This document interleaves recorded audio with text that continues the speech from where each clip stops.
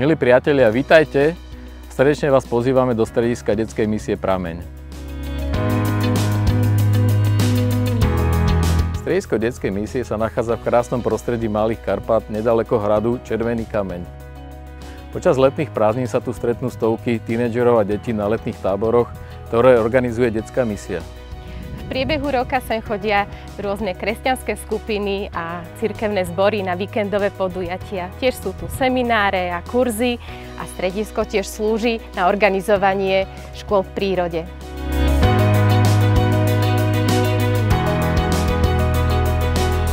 Ubytovanie poskytujeme aj v novozrekonštruovaných chatkách. Toto konkrétne je rodinná chatka. Pozrieme, či tam niekto je. Dobrý deň. A takto vyzerajú naše apartmány.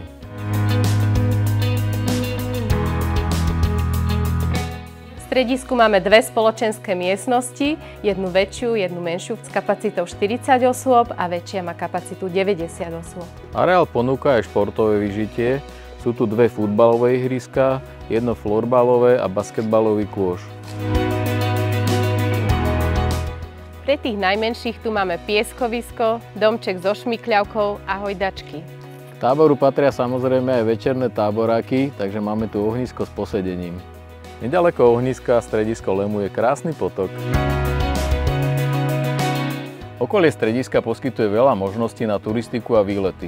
Je tu majestátny hrad Červený kameň, rozhľadňa Homola a Zochová chata. Takisto si môžete urobiť cyklistické výlety alebo turistiku. Tak príďte k nám.